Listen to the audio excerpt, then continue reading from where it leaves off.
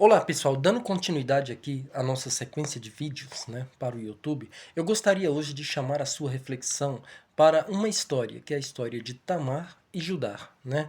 A história de Tamar e Judá começa quando ela perde o seu marido e o seu sogro Judá faz com que ela se case, segundo a tradição, com o outro irmão do esposo dela. Esse também falece e ela fica sozinha. Logo, ele manda Tamar para ir viver com os familiares dela distante.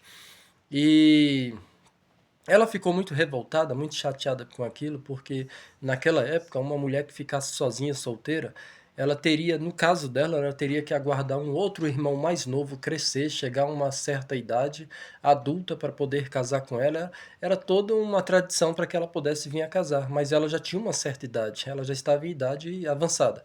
Então, ela ficou sabendo que haveria uma festa na cidade e ela teve um plano. Ela se ela se vestiu e se disfarçou de prostituta para enganar o sogro Judá. O sogro Judá gostava de tomar umas birita e gostava de pegar umas quenga pela rua, né? De repente, quando ele sai daquela festa, ele vê aquela mulher parecendo uma prostituta, ele vai para cima dela, ele vai na direção dela, porque ela o seduziu. Então, ele disse para ela: te darei o melhor cordeiro, isso, aquilo, outro, para que você fique comigo. Ela disse: não, você me dará o seu cajado, e o seu anel e o seu cordão. Ele falou: tudo bem, eu estou resumindo o máximo para você chegar onde eu quero. E ela ficou com ele, e ele ficou com ela. Passaram-se alguns meses, ela estava grávida, e o Judá ficou sabendo que a Tamar estava grávida. Então, segundo a tradição e a lei, ele mandou que colocasse ela na pena de morte. Ela iria morrer, né? Porque os caras não tinham pena de ninguém mesmo, e nada muito diferente de hoje. Eles iriam dar um fim nela. E o que que acontece?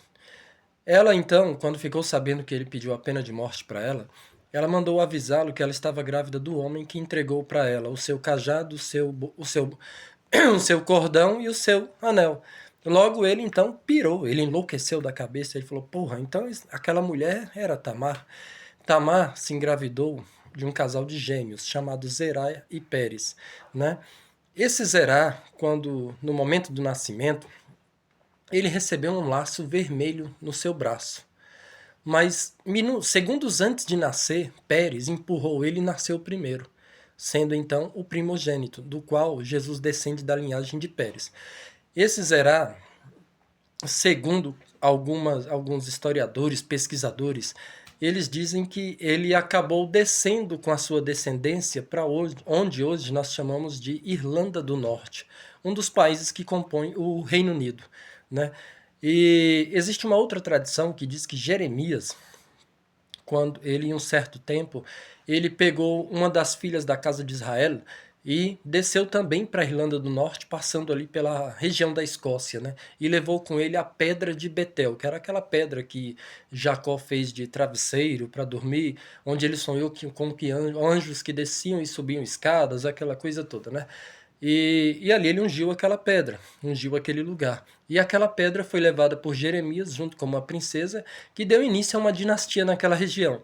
Alguns estudiosos, pesquisadores, gente que vasculha tudo isso daí em livros que você não vai encontrar por aí em qualquer lugar, né? Isso só quem pesquisa muito, quem vai atrás dessas informações, quem liga muito para essas loucuras como eu é que descobre essas coisas. E o que que acontece? Quando Jeremias levou uma das filhas da casa de Israel com a pedra de Betel, esta pedra chegando lá, os caras, para camuflar a história, deram o nome a ela de Pedra do Destino, criaram umas lendas, criaram umas histórias, tudo. Hoje, e há mais de 700 anos, todo rei da Inglaterra, quando ele vai assumir como rei, quando eles vão coroá-lo como rei, ele tem que. Essa pedra fica debaixo do trono dele. Está até hoje debaixo do trono dele, é chamada de Pedra do Destino. Você pode conferir aí no Google. Escreva Pedra do Destino, Pedra Betel, trono do rei da Inglaterra. Não é à toa que. O que eu quero dizer para você? Todo o Reino Unido, segundo esta teoria, é o Reino Unido, e todo esse Reino Unido, segundo esta teoria, ele é a casa de Judá disfarçada. É um disfarce da Casa de Judá. Não é à toa que de Londres existe uma outra Londres que é chamada de Milha Quadrada, ou London of City. Eles têm o próprio exército, a própria polícia, e até o rei da Inglaterra, quando entra lá, ele tem que andar um passo atrás do reinante. O que acontece? Na bandeira da Irlanda do Norte, no Reino Unido, bom, para você que não sabe o que é o Reino Unido é a Irlanda do Norte, a Escócia, o País de Gales e a Inglaterra. Isso é o Reino Unido. A Inglaterra é o país e a Grã-Bretanha é uma ilha, né? E até hoje, lá na Irlanda do Norte, se você pegar a bandeira da Irlanda do Norte, ela tem dois laços vermelhos e uma mão vermelha, chamada mão de Ulster. Mão de Ulster, né? E ali eles contam uma lenda, contam uma história, todo um embromation, todo um caô para esconder a história verdadeira. Então fica esta reflexão que muitas das vezes a gente não sabe nada deste mundo. E uma coisa que eu esqueci de falar para você também é que é porque o meu canal tá começando agora, eu tô fazendo assim, mas com o tempo, depois que a gente comprar umas câmeras legais, montar um ambiente legal, a gente pode gravar uns vídeos, sabe, com mais calma, mais tranquilidade. Isso aqui é só para reflexão. E dentro da London of City e da Milha Quadrada, quem governa lá e governa por acaso, diga-se de passagem, todo mundo, segundo teóricos da conspiração, é a família Rothschild. A família Rothschild governa todo mundo. Eles governam todos os bancos do mundo, governam tudo que existe. A família Rothschild, e ela é uma família judaica, uma família descendente de judeus, né?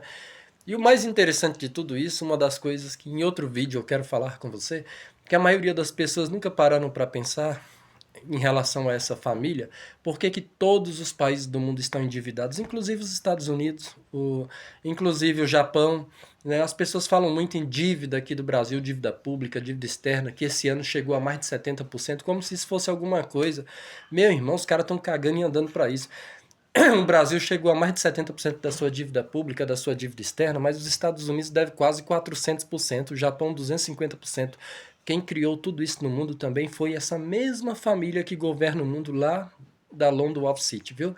E eles criaram isso no período em que a Inglaterra, os reis da Inglaterra estavam em guerra com outros países, não tinha mais dinheiro, tomaram empréstimos com a família Rothschild e eles, através disso, criaram um sistema bancário com promessa de pagamento eterno de juros e nunca quitação da dívida, e por isso que eu, você e o mundo inteiro tá lascado na mão desses caras, meu irmão.